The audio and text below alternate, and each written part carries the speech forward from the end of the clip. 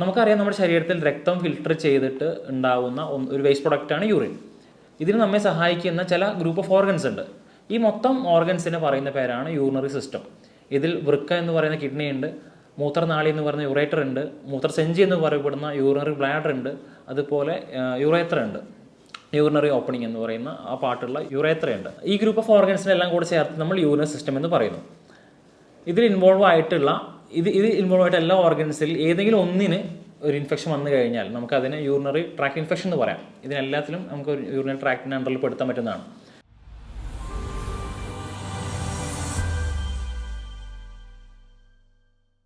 Hi, ഞാൻ doctor Umar Mukhtar, Bhoomi natural cure and വെൽനസ്സിലെ Unani department chief കൺസൾട്ടൻ്റാണ്. നമ്മൾ ഇന്ന് ഡിസ്കസ് ചെയ്യാൻ പോകുന്ന ടോപ്പിക് എന്ന് പറയുന്നത് യൂറിനറി ട്രാക്ട് ഇൻഫെക്ഷൻ അഥവാ UTI ആണ്. നമ്മൾ ജീവിതത്തിൽ ഒരിക്കലെങ്കിലും അനുഭവിച്ചിട്ടുണ്ടാവാൻ പോകുന്ന അല്ലെങ്കിൽ സാധ്യതയുള്ള ഒരു അസുഖമാണ് UTI. എസ്പെഷ്യലി പെൺകുട്ടികളാണെങ്കിൽ, കൗമാരം പിന്നിട്ട കുട്ടികളാണെങ്കിൽ, അവിടെ മുതൽ യുവതികൾ, ഈ പ്രായപരിധിയിലുള്ള സ്ത്രീകൾ ജീവിതത്തിൽ ഒരിക്കലെങ്കിലും അനുഭവിച്ചിട്ടുള്ള, അല്ലെങ്കിൽ ശാസ്ത്രീയപരമായിട്ട് പറയുകയാണെങ്കിൽ 60% സ്ത്രീകൾ ജീവിതത്തിൽ ഒരിക്കലെങ്കിലും അനുഭവിച്ചിട്ടുണ്ടാവാൻ സാധ്യതയുള്ള ഒരു അസുഖമാണ് യൂറിനറി ട്രാക്ട് ഇൻഫെക്ഷൻ. നമുക്കറിയാം നമ്മുടെ ശരീരത്തിൽ രക്തം ഫിൽട്ടർ ചെയ്തിട്ട് ഉണ്ടാവുന്ന ഒരു വേസ്റ്റ് പ്രൊഡക്റ്റാണ് യൂറിൻ. ഇതിന് നമ്മെ സഹായിക്കുന്ന ചില ഗ്രൂപ്പ് ഓഫ് ഓർഗൻസ് ഉണ്ട്.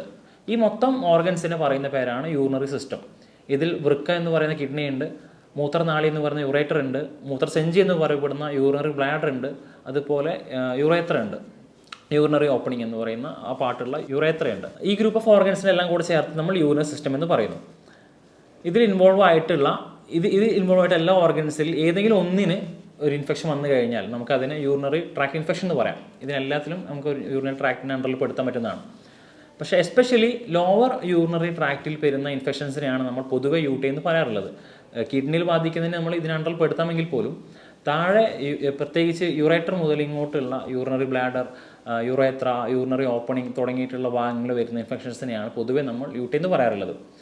ഇനി ഇത് ആർക്കൊക്കെ വരാമെന്നുള്ളതാണ്. അനാട്ടമിക്കലി സ്ത്രീകൾക്ക് ഇത് വരാനുള്ള ചാൻസ് കൂടുതലാണ്.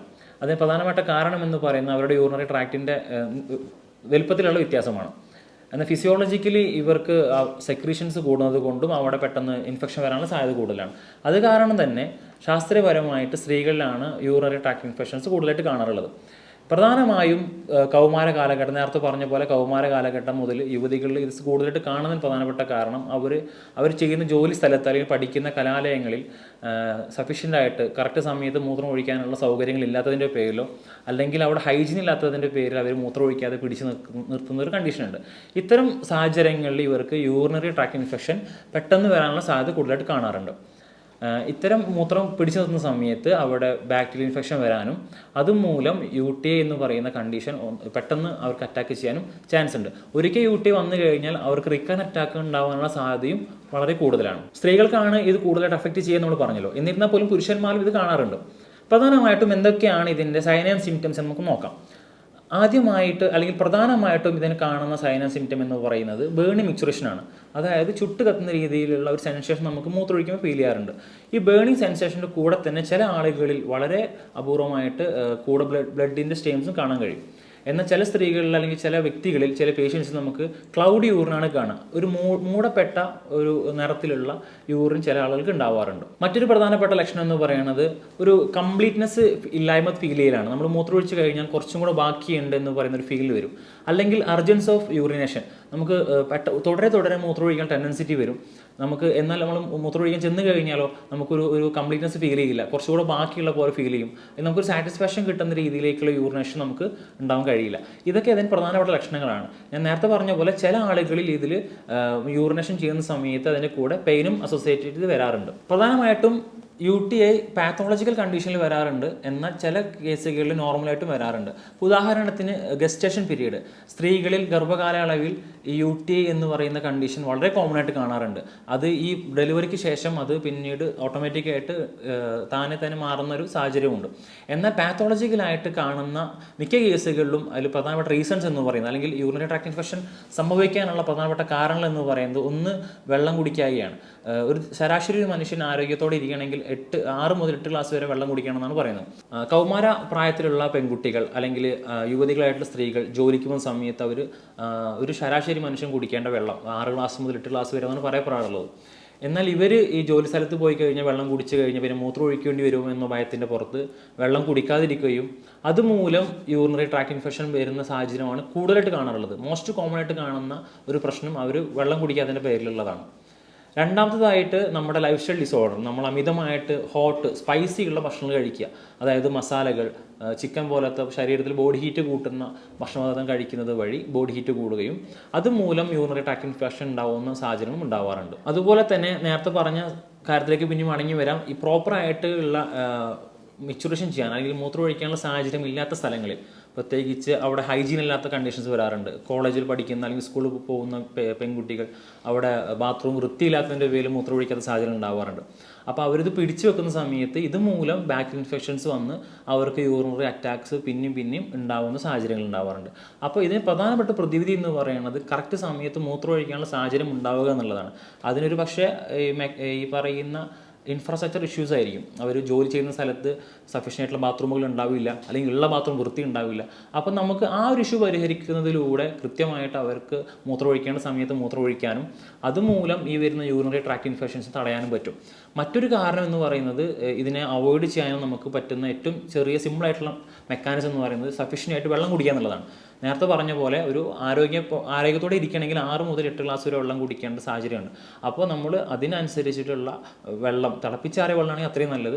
ഇനി അതല്ലെങ്കിൽ നമുക്ക് വീട്ടിൽ നിന്ന് കൊണ്ടുപോകാൻ പറ്റുന്ന സാഹചര്യം ഉണ്ടെങ്കിൽ ഏറ്റവും ശുദ്ധമായിട്ട് കിട്ടുന്ന വെള്ളം 6 ഗ്ലാസ് മുതൽ 8 ഗ്ലാസ് വരെ കുടിച്ച് നമ്മുടെ ശരീരം പ്രോപ്പറായിട്ട് ഹൈഡ്രേഷൻ ചെയ്യാനുള്ള ശ്രമം നമ്മൾ നടത്തണം.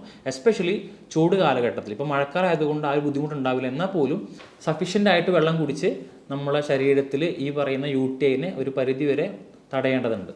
സാധാരണ കാണപ്പെടുന്ന സാഹചര്യങ്ങളാണ് നേരത്തെ പറഞ്ഞത്. നമ്മൾ വെള്ളം കുടിക്കാത്ത സമയത്ത് വരുന്ന UTI ഇൻഫെക്ഷൻ, അതല്ലെങ്കിൽ ജോഗ്രഫിക്കലി നമ്മൾ ക്ലൈമറ്റിൽ വരുന്ന ചേഞ്ചസ്, ഹോട്ട് സീസണിൽ ചൂട് കാലത്ത് വരുന്ന UTI ഉണ്ട്, ഗസ്റ്റേഷൻ സമയത്ത് ഗർഭകാലയളവിൽ വരുന്ന യൂറിനറി ട്രാക്ട് ഇൻഫെക്ഷൻ ഉണ്ട്. ഇതല്ലാതെ മറ്റു പല കാരണങ്ങൾ കൊണ്ടും യൂറിനറി ട്രാക്ട് ഇൻഫെക്ഷൻ സംഭവിക്കാം.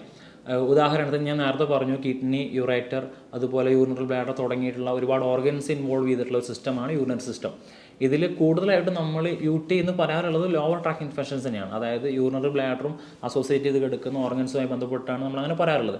എന്നിരുന്നാൽ പോലും ചില സമയത്ത് കിഡ്നിയിൽ വരുന്ന കിഡ്നി സ്റ്റോൺ ആവാം, അല്ലെങ്കിൽ കിഡ്നിയിൽ ബാക്ടീരിയൽ ഇൻഫെക്ഷൻസ് കൊണ്ടുവരുന്ന പൈലോനെഫ്രൈറ്റിസ് എന്ന് പറയുന്ന കണ്ടീഷൻ കൊണ്ടാവാം, അതുമല്ലെങ്കിൽ മൂത്രനാളി അഥവാ യുറേറ്ററിൽ വരുന്ന എന്തെങ്കിലും പ്രശ്നങ്ങൾ കൊണ്ടും ഈ പറയുന്ന അസുഖങ്ങൾ സംഭവിക്കാം. ഇതുപോലെ നമ്മൾ ശ്രദ്ധിക്കേണ്ട മറ്റൊരു കാര്യമാണ് സെക്ഷൽ ഇൻ്റർകോഴ്സിന് ശേഷം അഥവാ ലൈംഗിക ബന്ധത്തിൽ ഏർപ്പെടുന്നതിന് ശേഷം പാർട്ട്നേഴ്സ് മൂത്രം ഒഴിക്കുന്നതും പ്രൈവറ്റ് ഓർഗൻസ് കൃത്യമായിട്ട് കഴുകുന്നതും ഒരു പരിധിവരെ യൂറിനറി ട്രാക്ട് ഇൻഫെക്ഷൻസിനെ തടയാനും അതുമൂലം ഉണ്ടാകുന്ന അസുഖങ്ങൾ ഒഴിവാക്കാൻ നമുക്ക് സാധിക്കും.